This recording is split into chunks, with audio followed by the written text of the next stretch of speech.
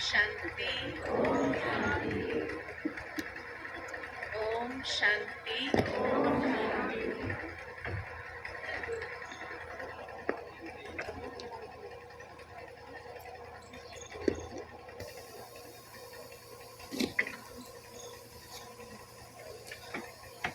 ओम शांति। ओम शांति। ओम शांति। मेरठ की इस ऐतिहासिक भूमि पर आज प्रथम बार हमारा आना हुआ है और हमारी प्यारी लक्ष्मी दीदी काफ़ी समय से हमें निमंत्रण दे रहे थे यहाँ आने के लिए, परंतु बीच में कोरोना आ गया तो उस कारण से भी 2 साल आना नहीं हुआ।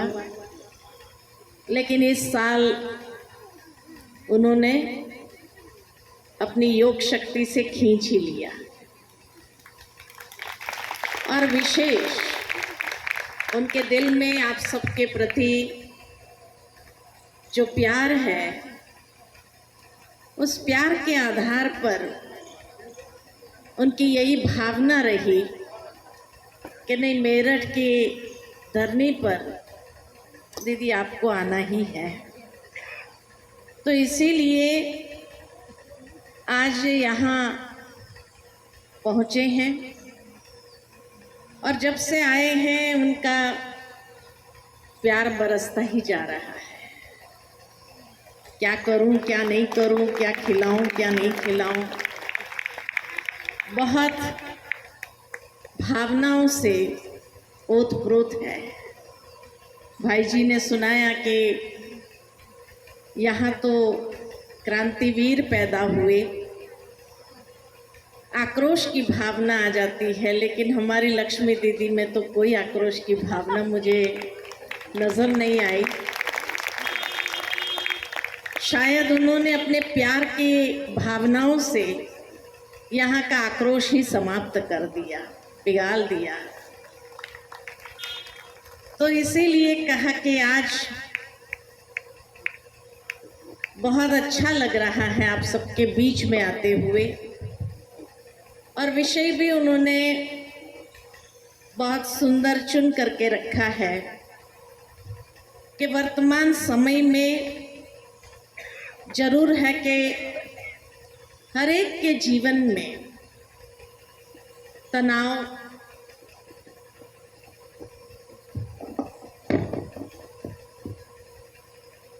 हर एक के जीवन में आज के युग का प्रभाव होने के कारण तनाव बना रहता है।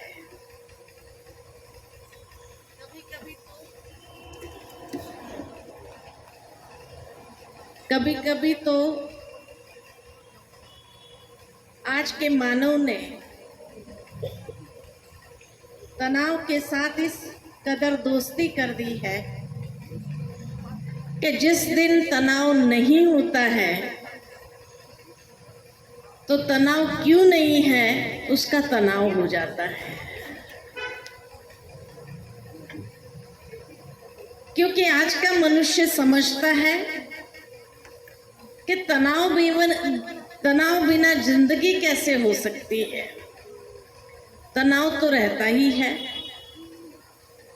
और अब तो छोटे छोटे बच्चों को भी टेंशन होने लगा है। उनकी भी एग्जाम आती है तो वो माँ बाप से कहने लगते हैं कल पेपर है, हमें तो टेंशन हो रहा है। और उनका टेंशन देख करके माता पिता को डबल टेंशन हो जाता है। या कभी कभी माता पिता ये भी सोच लेते हैं कि भाई बच्चों को किस बात का टेंशन, एक पढ़ाई तो करनी है,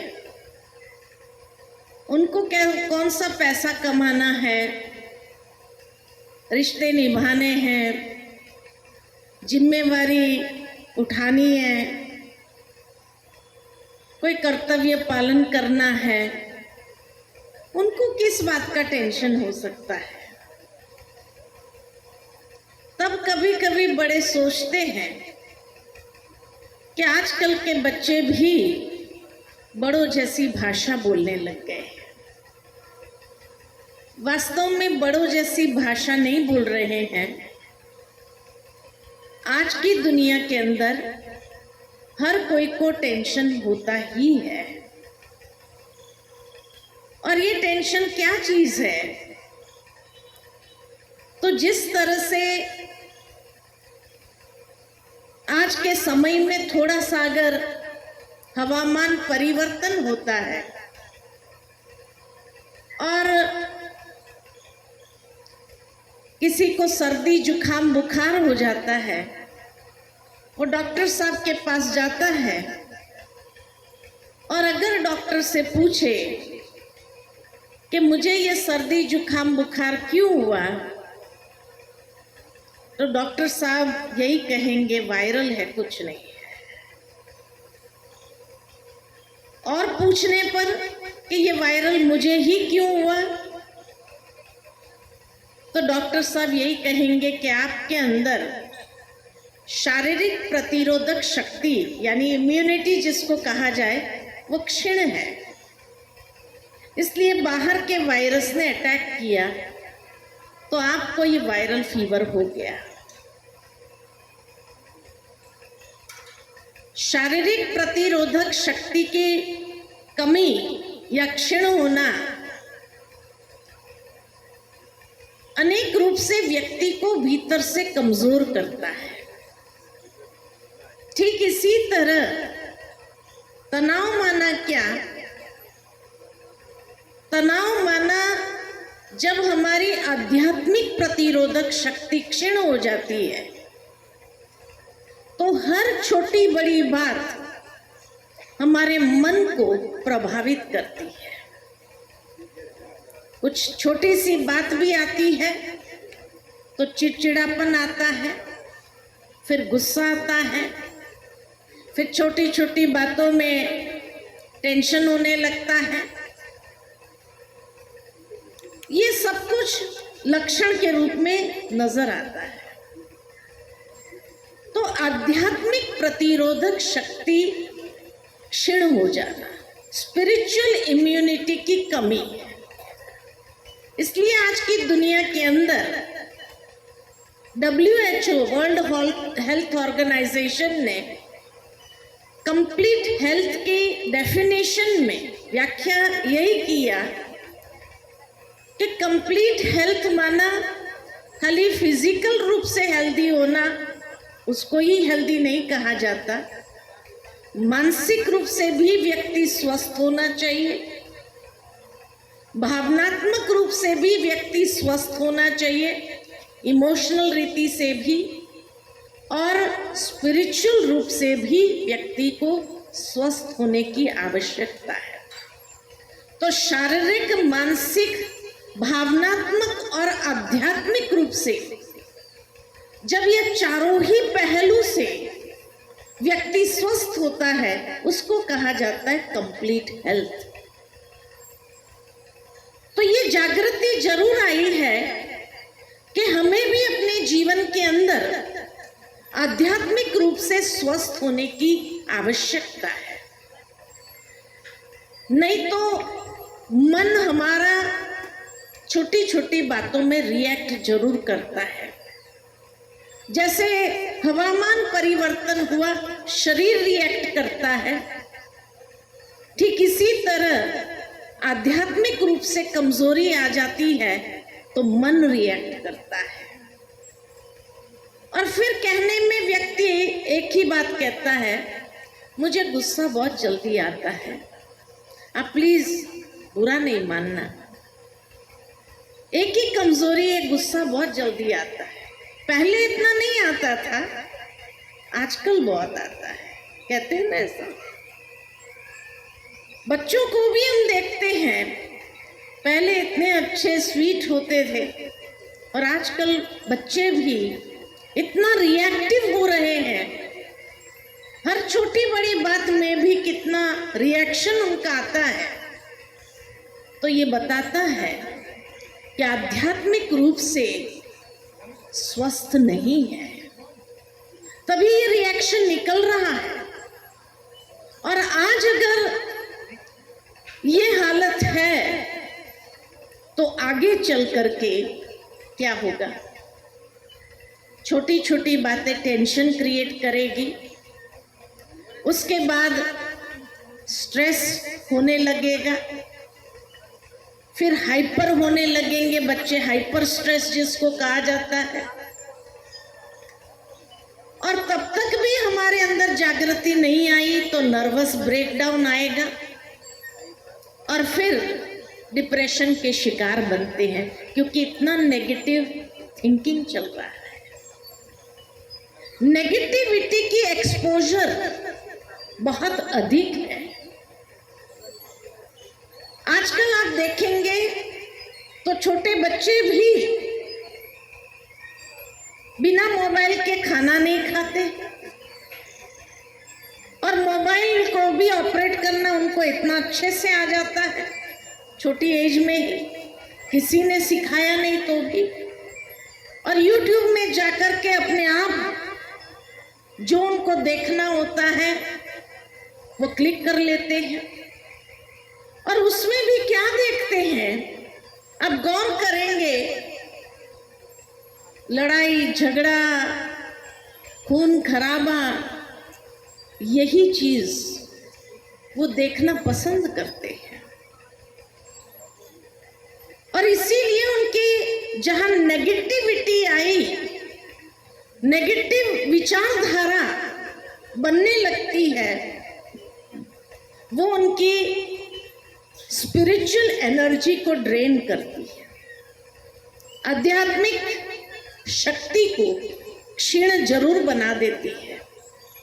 और जैसे जैसे आध्यात्मिक शक्ति क्षीण होती है तो छोटी आयु में ही उनको एक पेपर एग्जाम जब आती है तो टेंशन होना ही है।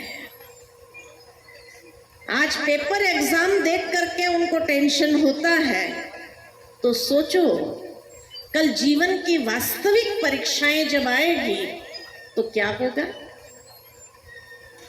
कैसे उसमें अपने आप को वो हैंडल कर पाएंगे, कैसे उनको पार करेंगे? और उस टेंशन के कारण ही एक बच्चा भी धीरे धीरे हिंसात्मक होने लगा है, हिंसक प्रवृत्ति उसकी बढ़ने लगी है।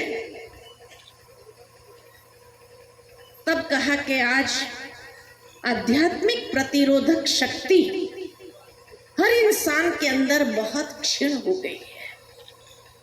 इस आध्यात्मिक प्रतिरोधक शक्ति को बढ़ाने के लिए हमें आवश्यक कदम उठाने की आवश्यकता है।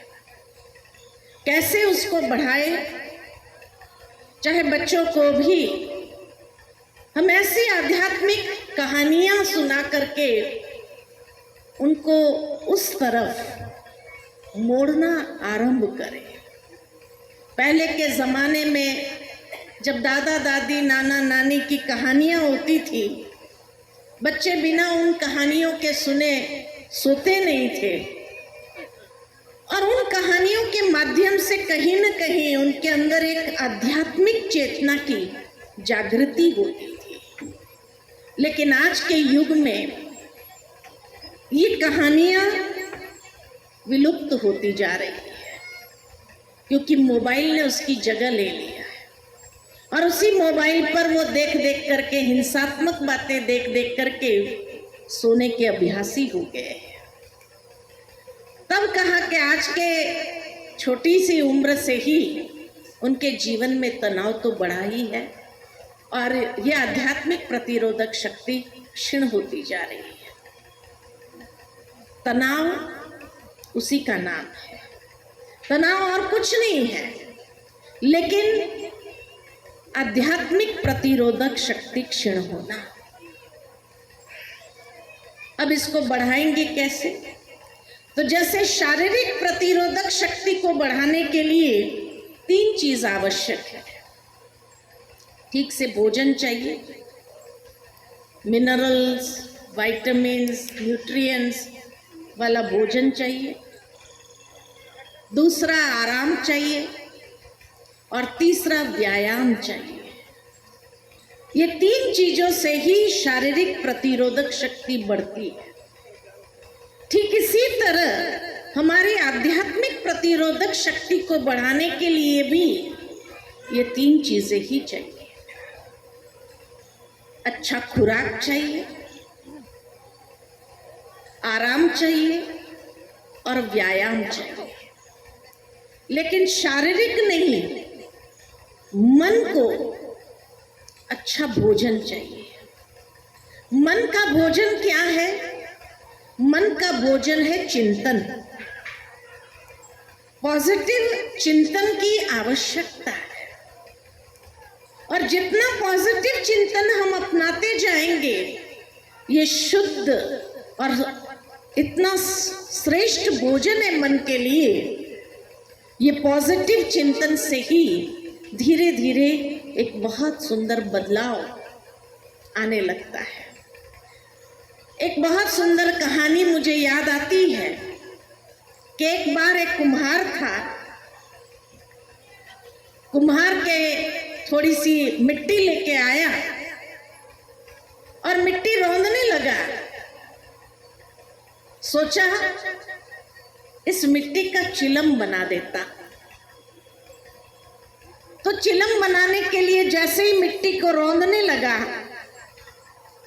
कि उसकी पत्नी बाहर आकर के जब देखती है तो उसने पूछा कुम्हार से, क्या बनाने जा रहे हैं? तो कहा, सोच रहा हूं चिलम बना देता हूं। तो पत्नी ने कहा, रे गर्मी के दिन आए हैं, गर्मी के दिनों में तो लोगों को शीतल जल की जरूरत होती है, आप सुराही क्यों नहीं बना लेते हो? कुम्हार ने सोचा कि बात तो ठीक कह रही है, चलो सुराही बना लेता हूं। और उसने सुराही बनाना चालू किया। सुराही जैसे बनाने लगा तो मिट्टी से आवाज आई कि अरे कुम्हार, क्या कर रहा है? तो कहा, सुराही बना रहा। तो कहा, तू तो चिलम बनाने वाला था। कहा, नहीं, अभी विचार बदल गया। तो कहा, तेरा तो विचार ही बदल गया, मेरा तो भाग्य ही बदल गया। चिलम बनाता था, खुद भी जलता था, दूसरों को भी अस्वस्थ करता था, लेकिन सुराही बना रहा है तो मेरा भाग्य देखो, खुद भी शीतल रहूंगा, दूसरों को भी शीतल करूंगा। एक विचार से भाग्य बदलता है। इसीलिए वो मिट्टी ने कहा, अरे तेरा तो एक विचार बदला, मेरा तो भाग्य बदल गया। आवश्यकता है वर्तमान समय में हमें भी अपने विचारों को बदलने की, नकारात्मक से सकारात्मक चिंतन को अपनाने की। और ये सकारात्मक चिंतन हमें कहां से मिलेगा? आध्यात्मिकता एकमात्र स्रोत है जहां से हमें ये सुंदर विचार प्राप्त होंगे। और रोज अपने मन को जितना सुंदर विचारों से हम सजाने लगेंगे, उतना हम अपने भाग्य को परिवर्तन करते जाएंगे। इसलिए आज के युग में आध्यात्मिकता की आवश्यकता है। लेकिन कई बार कई लोग क्या सोचते हैं, अरे आध्यात्मिकता ये तो बुढ़ापे का काम है, हमारे पास तो टाइम ही कहाँ है, ये हमारे लिए नहीं है। अरे आध्यात्मिकता बुढ़ापे के लिए नहीं है। बुढ़ापे में टेंशन नहीं होता है। टेंशन कब होता है? यंग लाइफ में होता है, जब व्यक्ति अपना कार्यकाल में जीवन के लक्ष्य को पाने का प्रयत्न कर रहा होता है, तभी उसको टेंशन होता है। तो शक्ति की आवश्यकता भी कब होगी? बुजुर्ग लोगों ने तो जीवन बहुत सुंदर रीति से बिता दिया, अच्छे विचारों के साथ ही बिताया,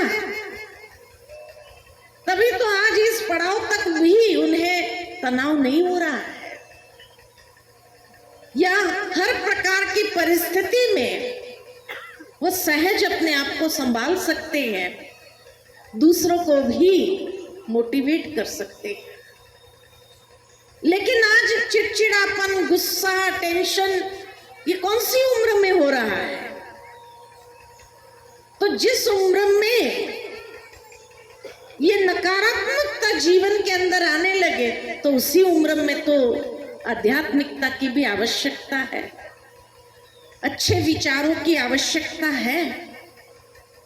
और अच्छे विचारों का स्रोत जब अपनाते हैं तो आप खुद महसूस करेंगे किस तरह से अपने जीवन के अंदर परिवर्तन ला सकते हैं, और इस परिवर्तन से ही आप अपने भाग्य को भी बदल सकते हैं। इसीलिए ये बुढ़ापे की आवश्यकता नहीं है, ये अभी की आवश्यकता है, वर्तमान समय की आवश्यकता है, क्योंकि वर्तमान समय को ये अभिशाप मिला है तनाव युक्त जीवन का, और इसीलिए तनाव मुक्त होने की भी अभी जरूरत है। दूसरा, मन को आराम भी चाहिए। शारीरिक रूप से तो आप सो जाते हो, रात को 6 घंटा 8 घंटा सो गए, सुबह उठे फ्रेश अपने आप को अनुभव करते हो, लेकिन मन कब सोता है? मन तो सोता ही नहीं।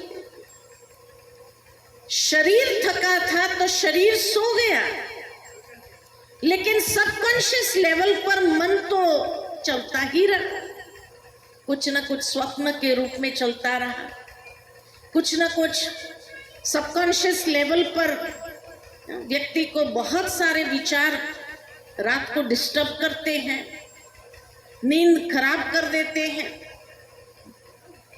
तो इसीलिए मन को भी आराम की जरूरत है। और मन को आराम कैसे मिलेगा? तो मेडिटेशन, ध्यान से ही मन को रिलैक्स कर सकते हैं। जैसे जैसे ध्यान में हम मन को ले चलते हैं और मन को रिलैक्स करते हैं, तो मन रिलैक्स होने के बाद उसकी रचनात्मकता बढ़ जाती है। आज जो कई लोग शिकायत करते हैं, सुबह उठने के बाद भी सूझता ही नहीं है क्या करना चाहिए, कुछ याद नहीं आ रहा है, ये बताता है कि मन ने आराम नहीं किया है। क्योंकि जिस दिन मन को आराम मिलता है, दूसरे दिन इतने रचनात्मकता आपकी बढ़ जाती है, और उस रचनात्मकता के आधार पर आप स्वयं भी बहुत अच्छी तरह से दिन बिताते हैं, और दूसरे के साथ भी आपका बहुत अच्छा संबंध बनता रहता है। लेकिन मेडिटेशन सीखने के लिए, आध्यात्मिकता के लिए टाइम चाहिए। और आज मनुष्य क्या कहता है? टाइम कहाँ है? टाइम नहीं है। वो कहानी याद आती है कि एक बार एक लड़का काम ढूंढ रहा था, कई जगह गया काम ढूंढते हुए, जब नहीं मिला तो किसी ने उसको कहा फलाने सेठ जी के पास चले जाओ, वो तुझे काम जरूर दे देगा। वो सेठ जी के पास गया। सेठ जी लकड़े के व्यापारी थे। सेठ जी को जाकर कहा कुछ काम चाहिए। सेठ जी ने पूछा क्या काम करोगे? कहा मैं यंग हूँ, हेल्दी हूँ, स्ट्रांग हूँ, जो काम कहेंगे वो कर दूंगा। तो सेठ जी ने कहा कुछ लकड़े काटने हैं। बोलो काटोगे? कहा काट दूंगा। तो पीछे जो वेयर हाउस था उनका, वहां बहुत बड़ा एक लकड़े का ढेर था। सेठ जी ने उस लकड़े के ढेर को दिखा के कहा ये लकड़ा काटना है। बोलो काटोगे? कहा काटूंगा। सेठ जी ने कहा इसको कुल्हाड़ी दो, आज सारा दिन लकड़ा काटना, शाम को मैं देखूंगा तेरी कार्य क्षमता कितनी है, उस अनुसार तुझे नौकरी दूंगा। वो लड़का सारा दिन लकड़ा काटता रहा। दिन के अंत में सेठ जी ने सोचा देखे तो सही वो लड़का क्या कर रहा है। देखा तो 25 लकड़े काटे थे। तो सेठ जी ने कहा तेरी कार्य क्षमता तो बहुत अच्छी है, चल तेरी नौकरी पक्की, रोज सुबह 9 बजे आ जाने का, 5 बजे तक लकड़ा काटने का, दिन में 1 घंटा आराम मिलेगा। बड़ा खुश हो गया लड़का, रोज आने लगा। 10 दिन बीते कि सेठ जी ने सोचा आखिर वो लड़का क्या कर रहा है, देखना चाहिए। शाम को चक्कर लगाने गए तो देखा कि सारे दिन में उसने 15 लकड़े काटे थे। कहा क्या बात है भाई, पहले दिन तो तूने 25 काट दिया, 10 दिन में तेरी कार्यक्षमता कम हो गई, 15 लकड़े तक आ गए। लड़के ने कहा यही बात तो मुझे भी समझ में नहीं आ रही। मैं सारा दिन लकड़ा काटता हूँ, आलस भी नहीं करता हूँ, बैठता भी नहीं हूँ, ये कम क्यों हो रहा है समझ में नहीं आ रहा। सेठ जी ने कहा थोड़ी और मेहनत करो। कहा ठीक है थोड़ी और मेहनत करूंगा। दूसरे दिन से और जोर लगाने लगा। 8-10 दिन बीते कि सेठ जी को फिर विचार आया कि देखे तो सही वो लड़का क्या कर रहा है। शाम को पुनः चक्कर लगाने गए तो देखा सारे दिन में 10 लकड़े काटे थे। कहा भाई क्या बात है, पहले दिन तो तूने 25 लकड़े काट दिए, 10 दिन में तेरी कार्यक्षमता क्षीण हो गई, 15 लकड़े तक आ गया, और 8-10 दिन बीते नहीं कि तू तो 10 लकड़े तक आ गया। लड़के ने कहा यही बात तो मुझे भी समझ में नहीं आ रही है कि मैं सारा दिन काम कर रहा हूँ, इतनी मेहनत करता हूँ, लेकिन लकड़े कम क्यों हो रहे हैं ये समझ में नहीं आता है। सेठ जी तो अनुभवी थे। सेठ जी ने पूछा एक बात बताओ, ये 20 दिन में तुमने कुल्हाड़ी की धार कितनी बार तेज किया? लड़के ने कहा टाइम कहाँ मिलता है, सारा दिन तो लकड़ा काटता हूं, टाइम कहाँ है। क्या कहेंगे उस लड़के को? कहेंगे समझदार? नहीं कहेंगे ना। कहीं हमारी हालत भी ऐसी तो नहीं हो रही, कार्य क्षमता क्षीण हो रही है, मानसिक क्षमता भी क्षीण हो रही है, गुस्सा, चिड़चिड़ापन, टेंशन बढ़ रहा है, मिसअंडरस्टैंडिंग, अनेक प्रकार के गुस्से में आकर के डिबेट हो जाती, डिस्कशन हो जाता है, किसी के साथ रिश्ते खराब हो रहे हैं, रिश्ते टूट रहे हैं। और धार तेज करने के लिए कहो तो कहते टाइम नहीं है।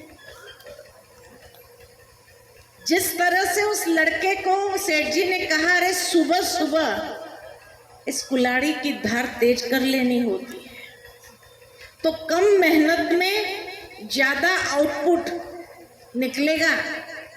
ये तो तुम मेहनत भी ज्यादा कर रहे हो, आउटपुट भी कम निकल रहा है। ठीक इसी तरह हमारे जीवन में भी शांति समाप्त हो रही है, रिश्ते बिगड़ रहे हैं, अनेक रूप से गुस्सा आ रहा है, टेंशन आ रहा है। लेकिन अगर धार तेज करने के लिए कहो तो कहेंगे टाइम नहीं है। अरे रोज सुबह सुबह मेडिटेशन करो, व्यायाम करो, मन को व्यायाम दो, अच्छा आध्यात्मिक चिंतन का खुराक दो, फिर आप देखो बातें तो आती रहेंगी। जीवन है, हर घड़ी कोई ना कोई नई चुनौती, परिस्थिति, समस्याएं आती रहेगी। लेकिन आध्यात्मिक रूप से स्वयं सशक्त होंगे तो आने वाले समय में हर परिस्थिति में स्वयं को भी हैंडल कर सकेंगे और उस परिस्थिति को भी हैंडल कर सकेंगे। ये नहीं कि आध्यात्मिक रूप से स्वयं को सशक्त करने के बाद कोई परिस्थिति नहीं आएगी, कोई समस्या नहीं आएगी। हाँ, जो परिस्थिति समस्या हमारी कमजोरी की वजह से आती थी वो नहीं आएगी। आज जीवन में कहा जाता है problems are the creation of a weak mind. समस्याएं कमजोर दिमाग की उपज है। जहां कमजोरी का प्रयोग हुआ वहां कोई ना कोई समस्या खड़ी होती है। और इसीलिए जब मन सशक्त हो जाएगा तो ये जो समस्या कमजोर दिमाग की उपज है वो समाप्त हो जाएगी। लेकिन जब आध्यात्मिक रूप से सशक्त होंगे तो कैसी भी बातें आए उसमें मानसिक संतुलन के साथ मानसिक शांति बनी रहती है और उस परिस्थिति में अपने आप को भी अच्छी तरह से हैंडल करके सफल हो जाते, आगे निकल जाते हैं, अटक नहीं जाते। नहीं तो कई लोगों को आपने देखा होगा जीवन में कोई बात पकड़ करके बैठ जाते हैं, वो बात छूटती नहीं है और इतना उस बात को खींचते जाते हैं और वो बात आई और चली भी गई। लेकिन यहाँ से हमने वो बात को इतना पकड़ा हुआ है और खींच के इतना लंबा कर देते हैं कि उस कारण से कितना नुकसान, अपना टाइम, एनर्जी वेस्ट होता है। और इस तरह से हमारे जीवन के अंदर एक के बाद एक जितने रिश्ते खराब होते हैं फिर उसको सुधारना भी बहुत कठिन हो जाता है। इसीलिए आवश्यकता है, टाइम मिलेगा नहीं, निकालना पड़ेगा। जिस तरह से आज कोई व्यक्ति को अगर हार्ट अटैक आ जाए और वो डॉक्टर के पास जाता है और डॉक्टर उसको देखकर कहता है देखो अगर तुम्हें जीना है तो रोज सुबह आधा घंटा वॉकिंग करना होगा और शाम को भी आधा घंटा वॉकिंग करना होगा, है ना। अगर वो व्यक्ति डॉक्टर साहब से कहे कि डॉक्टर साहब सुबह तो बहुत मुश्किल है, सारा कारोबार सुबह सुबह आरंभ हो जाता है, सुबह आधा घंटा निकालना बड़ा मुश्किल है और शाम को भी देखेंगे टाइम मिलेगा तो जाएंगे पैदल करने के लिए, तो डॉक्टर साहब क्या कहेंगे? शायद यही कहेंगे कि मरो। अगर आपके पास खुद के लिए टाइम नहीं है तो कोई भी व्यक्ति आपको बचा नहीं सकता है। और अगर वो व्यक्ति को जीना है तो टाइम निकालेगा या नहीं निकालेगा, टाइम मिलेगा या नहीं मिलेगा, थोड़ी दिनचर्या में परिवर्तन लाएगा और दिनचर्या में परिवर्तन लाते हुए सुबह आधा घंटा पैदल जाएगा, शाम को भी अपने कारोबार को इस तरह से मैनेज करके आधा घंटा निकाल करके जाएगा। कारोबार कोई भी रुकती नहीं है।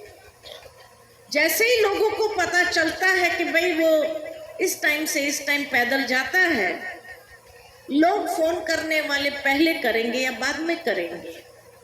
कारोबार कोई भी रुकती नहीं है। यह तो एक इंसान का बहाना होता है।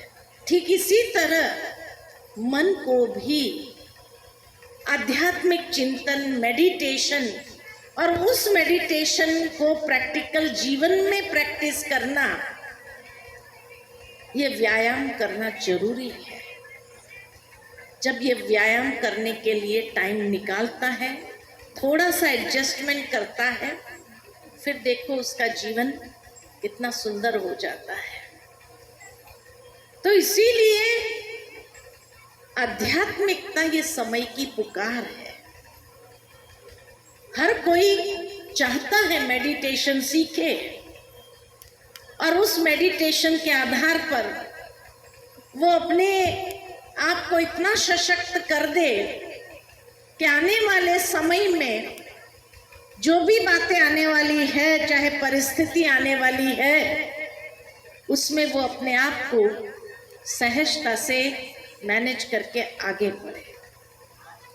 तब कहा कि जीवन ये प्रभु का इतना सुंदर वरदान है, इतना सुंदर उपहार है, लेकिन आज मनुष्य ने अपने जीवन की क्वालिटी क्या बना दी है।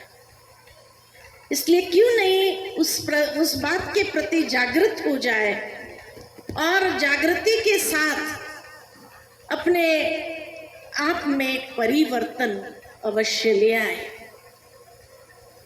एक बहुत सुंदर दृष्टांत याद आता है कि एक बार एक महात्मा जी थे और महात्मा जी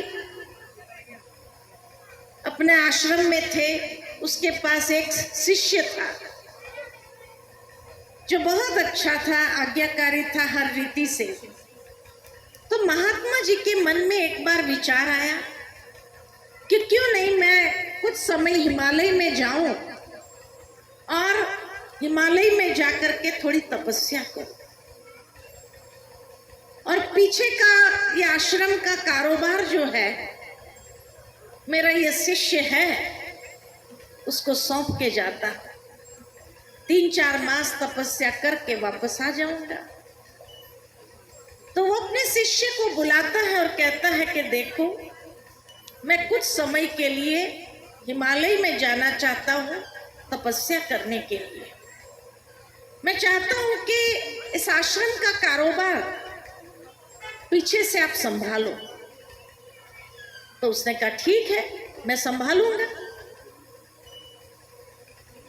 तो गुरुजी ने कहा उस शिष्य को कि मैं परसों सुबह सुबह निकल जाऊंगा, कल का दिन सारा दिन यहाँ हूं।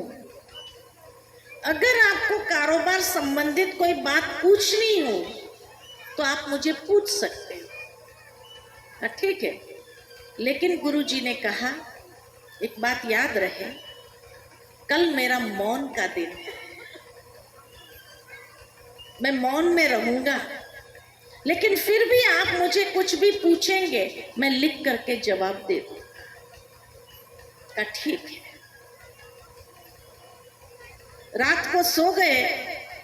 दूसरे दिन सुबह जब उठे गुरुजी का तो मौन था। तो शिष्य के मन में विचार आया कि गुरुजी से इतना तो पूछ लूं कि उनके गैर हाजिरी में मुझे किस बात का ध्यान रखना चाहिए। तो गुरुजी के पास जाते हैं और पूछते हैं, गुरुजी एक बात बताओ कि आपकी गैर हाजिरी में मुझे किस बात पर ध्यान रखना चाहिए आश्रम के कारोबार संभालने में। तो गुरुजी ने कागज और कलम लिया और उस पर एक शब्द लिख दिया, जागृति, और शिष्य को दे दिया। शिष्य ने कागज देखा, जागृति, बस इतनी सी बात, ये तो कर सकते हैं, जागृत रहेंगे हम। लेकिन जैसे ही उस कुटिया से उस कागज के पर्ची लेकर के बाहर गया, जितनी बार उस कागज को देखे वो कंफ्यूज होने लगा। गुरुजी ने और कुछ लिखा ही नहीं, आगे पीछे भी कुछ नहीं लिखा, खाली एक शब्द लिखा, जागृति। जब बहुत कंफ्यूज हो गया, फिर से गुरुजी के पास जाता है। गुरुजी, हमने एक ही शब्द लिखा, जागृति, कुछ आगे कुछ पीछे भी तो लिख दो। गुरुजी ने फिर वो कागज लिया, एक शब्द आगे जोड़ा, एक शब्द पीछे जोड़ा। आगे जो शब्द जोड़ा वो भी जागृति था, पीछे जो शब्द जोड़ा वो भी जागृति, जागृति जागृति जागृति। जब शिष्य को दिया तो जिस शिष्य ने सोचा बस जागृत रहना है, ये गुरुजी कहना चाहते हैं, ठीक है। और कागज लेकर के बाहर निकला कुटिया से, लेकिन फिर जितनी मार देखे फिर कंफ्यूज होने लगा कि गुरुजी ने और कुछ लिखा ही नहीं, बस एक ही शब्द और 3 बार लिखा। क्या मुझे सोना ही नहीं होगा, दिन और रात जागृत रहना होगा? आखिर गुरुजी कहना क्या चाहते? जब बहुत कंफ्यूज हो गया शाम तक, फिर गुरुजी के पास गया। गुरुजी, आखिर जागृति जागृति जागृति का मतलब क्या, वो तो समझाओ। गुरुजी ने फिर वो कागज लिया, जागृति जागृति जागृति इज इक्वल टू जागृति। मैसेज बहुत सिंपल था, मैसेज बहुत सिंपल था कि जब एक कारोबार संभालते हैं, एक जिम्मेवारी संभालते हैं, तो हर बात में जागृति चाहिए। अर्थात आपकी विचारों की क्वालिटी क्या है, उसमें जागृति चाहिए। आपकी वाणी कैसी है, उस पर जागृति चाहिए। जब किसी के साथ व्यवहार करते हैं तो व्यवहार कैसा है, उस पर जागृति चाहिए। क्योंकि इतना बड़ा कारोबार संभालना है, इतने लोगों के साथ मिलना करना होता है। अगर जागृति नहीं रही, संबंध खराब करते गए सबके साथ, वाणी अयोग्य शब्द निकालती रही, तो एक न एक दिन क्या हो सकता है वो आप समझ सकते हैं। तो गुरुजी ने इतनी सुंदर बात कहना चाहिए, लेकिन वो शिष्य उस बात को समझ ही नहीं पाया कि हर स्तर पर जागृति चाहिए। मुझे अपनी विचारधारा पर जागृति रखनी है, अपनी वृत्ति पर जागृति रखनी है, अपनी वाणी पर जागृति रखनी है, अपने कर्म व्यवहार पर जागृति रखनी है, अपने चरित्र पर जागृति रखनी है। कहाँ जागृति नहीं चाहिए? शायद आज अपने जीवन के अंदर चलते चलते इतना तनाव से ग्रसित हो गया कि व्यक्ति के जीवन से ये जागृति ही समाप्त हो गई। उसे होश भी नहीं रहता है कि मैं क्या बोल रहा हूं, क्या ये उचित है या नहीं है, मेरा व्यवहार कैसा है, क्या ये उचित है या नहीं है। कोई रूप की जागृति नहीं है, और इसीलिए दिनों दिन वो अकेला होता जा रहा है, संबंध टूटते जा रहे हैं, बिखरते जा रहे हैं। और एक दिन आता है जब वो अकेला हो जाता है, और वो अकेलापन उस तरह से उसको खाने लगता है कि उसकी सुसाइडल टेंडेंसी हो जाती है। इतना नेगेटिव थिंकिंग उसका आरंभ हो जाता है कि उसको समझ में ही नहीं आता है कहाँ से मैं अपने जीवन को संवारूं, कहाँ से मैं अपने आप को पुनः ठीक करूं। तो तनाव जीवन के अंदर क्यों बढ़ता जा रहा है? क्योंकि हमारे जीवन से जागृति समाप्त हो गई है। और इसलिए इस जागृति को जीवन में लाना ये तभी आ सकती है जब आध्यात्मिक चेतना, आध्यात्मिक चिंतन हमारी चेतना को